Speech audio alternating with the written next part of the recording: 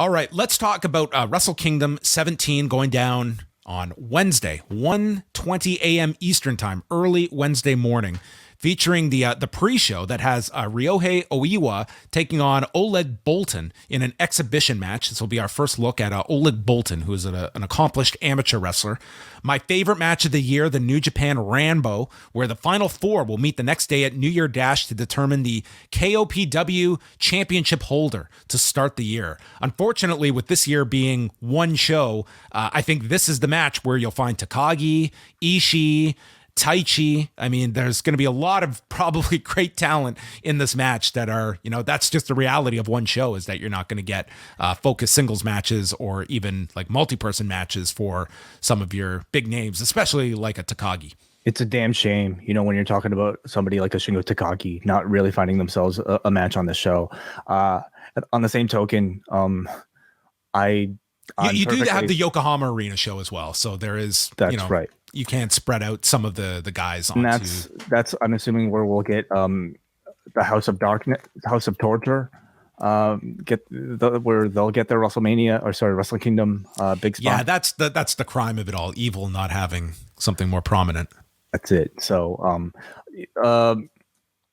it's a Rambo. I think New Japan does these like pretty poorly, compared to like the Royal Rumble, for instance, in terms of just number one, how seriously they take it. Number two, the execution of it. I mean, maybe this year with, more talent, they'll treat it differently, but ultimately this is for the K1 Pro Wrestling Championship, isn't it? Maybe a handful of legends here and there.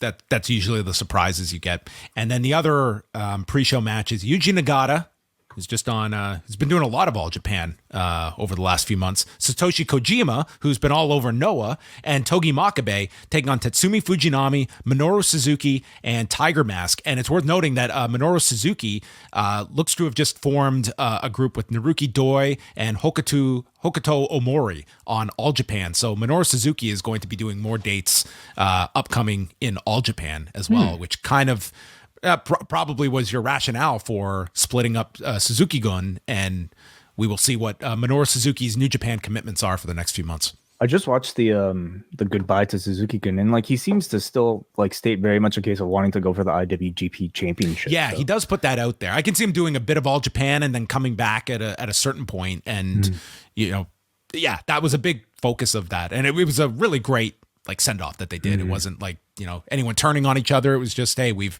reached it. We're all going to go our separate ways. It was one of the most feel good faction breakups I've ever seen. Yeah, it was a nice moment to end New Japan's year. So anyway, yeah, we'll get Tatsumi Fujinami. We'll see if he'll be part of the 60 plus club, that the faction that we are trying to build in 2023. Yeah, like without necessarily like knowing so much of the history of Antonio Inoki as it relates to a lot of these guys. I mean, some of the significance is lost on me, but every single person seems to have some attachment. And you can actually read this great preview on NJPW 1972, actually. So yeah, I'm sure the commentary in Chris Charlton will really shine here. On to the main card, TJP and Francesco Akira defending the junior heavyweight tag titles against Leo Rush and Yo.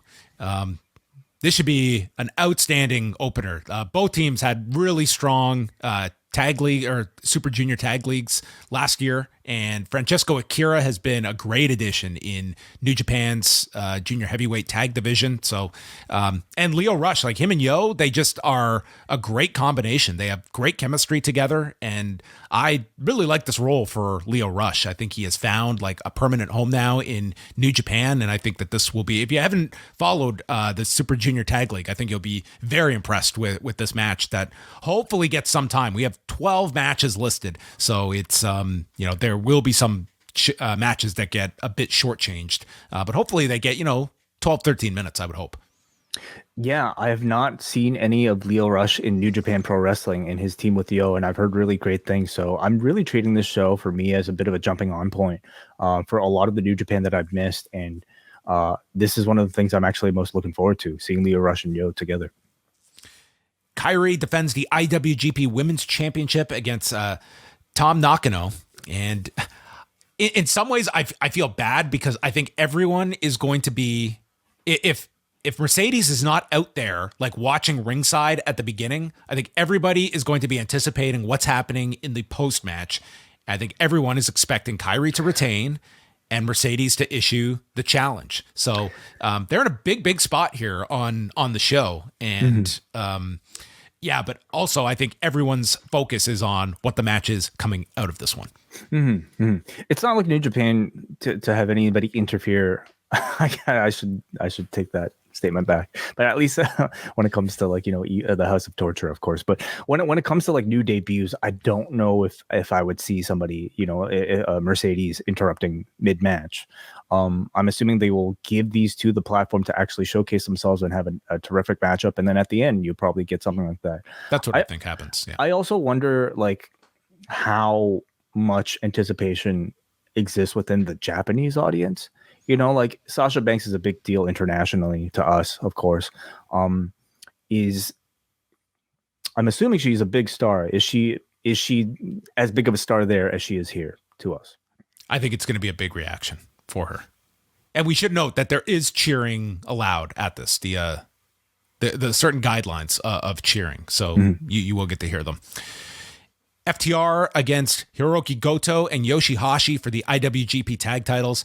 I think this continues the losing streak, and FTR dropped their last set of tag titles. They lost to Dralistico and Dragon Lee last week, and Dax Harwood, dude, this guy is feeling the effects of that double dog collar match. Like, he is getting around rough. And man, seeing that tailbone of his and having to sit on a flight to Japan would not be too envious of I hope that, he got upgraded to first class. Oh, so anyway, I think Goto and Yoshihashi win the tag titles here. Not a foregone conclusion, but that's the story they're kind of telling with FTR. So I think this is where they get the last set of tag titles off of them. For sure. To me, like, the result of the match is almost secondary. I mean, I'm just looking to see if of course, like, look at the talent in this ring. I'm Yoshihashi and Goto. I'm not the most excited by them challenging FTR for the championships, but I mean, they're incredible wrestlers, and this is a fresh combination that I personally haven't seen before. So I'm hoping even Dax, not at 100%, is able to deliver the quality we've expected of FTR.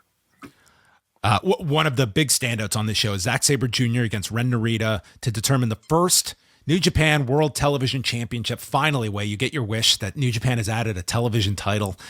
I feel like the semifinals took place like a year ago. It is so long since they did these semifinals. It was like 2 months ago. But this, I would like to see Ren Narita win this. You could certainly argue that Zack winning establishes it with somebody that has been perceived right near the top level, and it really gets the title off to a strong start. But the counter argument is that Ren Narita has just come back. Let's just go with this guy. He is one of our future stars, and beating Zack Sabre Jr. I think that they certainly have something in this division, because I really enjoyed the tournament and the specifics that they added that differentiate this from the other divisions. But this is a great final that they have. I'm looking forward to it. Yeah, the 15-minute time limit is interesting, because it would ideally make them work a whole lot faster, and for like a submission based match, I wonder how that changes things. It adds a lot of drama having these time limits, like whether it's the Julia Shuri match that came down to the final seconds. I just think it adds an element of, like, those buzzer beaters that you can script, and it's just it's something that differentiates. Even if you aren't going the full 15 minutes, the psychology of the match changes, and everybody's going to go for those ending moves, ending submissions that much earlier. So yeah, it's a Ren Narita singles Wrestle Kingdom match, not in an opener, so it's a huge opportunity for him, and really for Zack Sabre Jr. as well, coming off of Suzuki-gun. Like, this is his chance at I think launching something on his own outside of his faction. So even Dangerous Tekkers has broken up, so that's kind of sad. But so you're saying Narita wins this one? I could certainly see this one going either way. I would like to see Narita win. I really hope this year we see an elevation of several of these homegrown stars, and Ren Narita being one of them.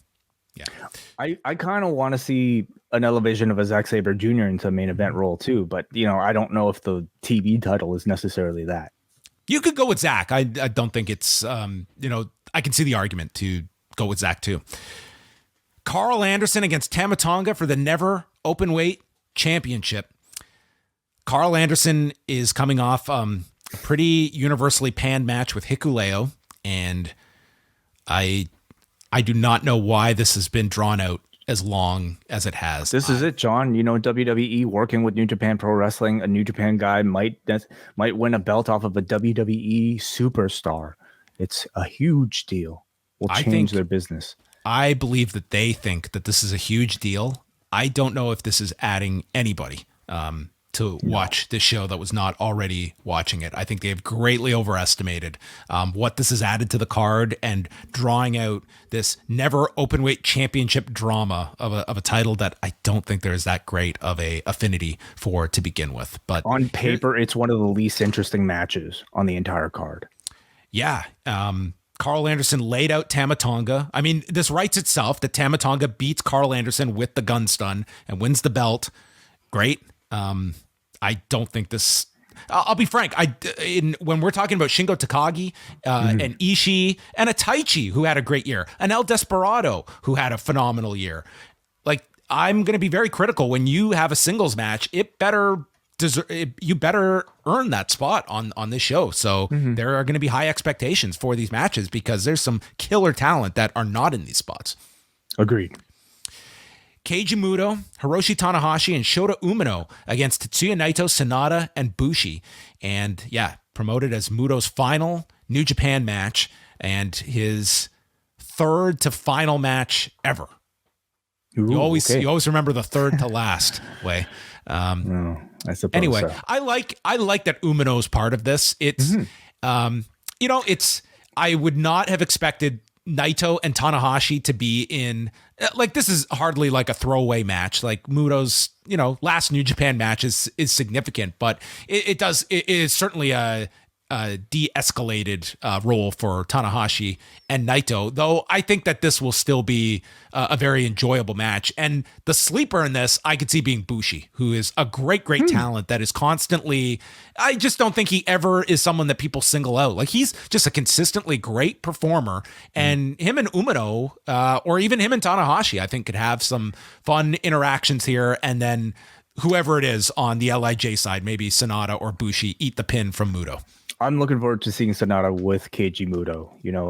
Sonata has history, of course, with dating back to All Japan and Wrestle One, even with Keiji Muto, and he constantly references him in his moveset. So I imagine, personally, it's probably a huge deal for everybody involved in this match to be able to have one of Muto's last matches, but especially for Sonata. So I'm curious to see what sort of spots that they all work out together. I really like the Babyface team, the idea of 3 different generations all kind of like siding together.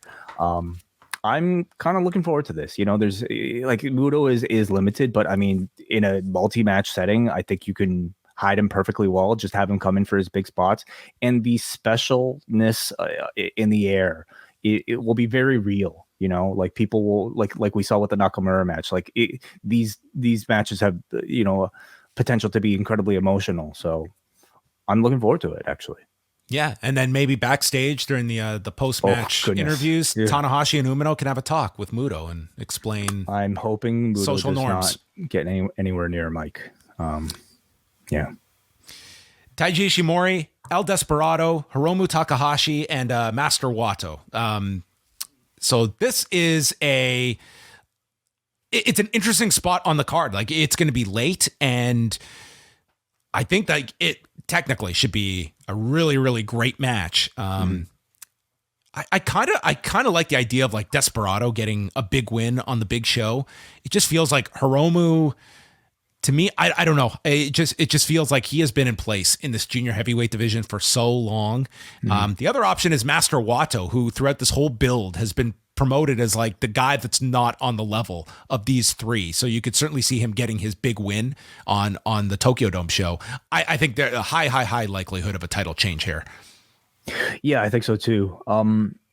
I know what you're saying about Hiromu. Like, he's the big star, and like Wrestle Kingdom, you tend to want to be the happy ending for like the main character. But man, it's just it feels like such a insignificant event. Like you're just going back to the status quo. And to be honest, I don't even know if like El Desperado winning changes things all that much either. It's not like it's his first time winning, but I understand what you mean. He needs a big win on a big stage or like in front of a cheering crowd at least. So I guess of all the choices, he'd probably be my preference too. Will Osprey against Kenny Omega is second from the top, and they're very much pushing this to the English audience as the main event of the show. How long do you think this one goes? Ooh, okay. I'm guessing like a good 25. Yeah, I'm thinking minimum 25. I'm thinking like 35. I think it's going to be a really long match. Yeah. It's for the United States Championship that Will Osprey has done a tremendous job elevating. This and the Wonder of Stardom title to me are the top like number 2 belts in any promotion at this point. It's an interesting way that you book this. I think for most interest coming out of this show is Omega wins the belt and it ensures he's coming back. And will Osprey go to AEW to try and get the belt back? Will Kenny come back when will Kenny come back? Because he has to now. I think like that's the hook. On the other hand, it's Will Osprey really establishing himself as not being in Kenny's shadow anymore, and beating Omega would be kind of that stamp. And looking at the way that New Japan and All Japan have alternated like their booking, like you could certainly see like this is designed for Osprey to get that big defining win that he is on Kenny Omega's level. Totally, yeah. I certainly don't think this will be the only time these two. By the way, they have met each other like all the way back in PWG, so this is technically their second singles match together. Yeah, but there's a few hundred people that got to see this. A few more people are going to watch this one, yeah. But I certainly don't think this will be the last time we'll see them together. I think as soon as like Forbidden Door is when you might be able to expect the AEW side of the equation to happen. So knowing that, or expecting that they will face each other again, this win will ultimately just be setting up chapter 2, right? So therefore I could see Kenny winning this one, taking it to AEW, maybe holding it until he meets Osprey again. But man, this US title is kind of cursed, isn't it? Like like people who tend to hold it haven't had the best luck in dropping. Omega doesn't need any more curses. Yeah, but it's almost secondary. Like we're there to see a dream match, aren't we? Yeah.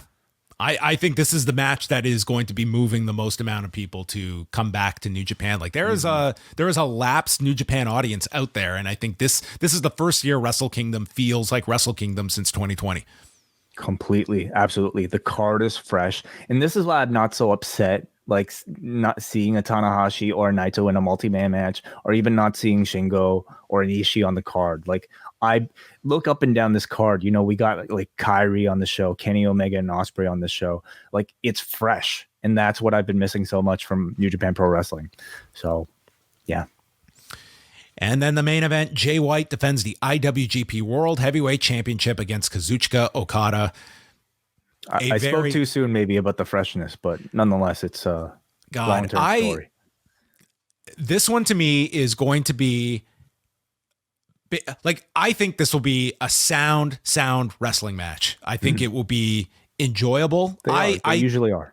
They usually are. The question will be, number 1, following Osprey Omega, and number 2 is like, I think this is going to be the heaviest presence of like an Inoki tribute. And I think this is all built to that, like what we have been building for all year during this anniversary is Okada with that belt in the Tokyo Dome, leading the Ichi Nissan Da with the whole crowd able to scream it out as, our return to crowds being vocal.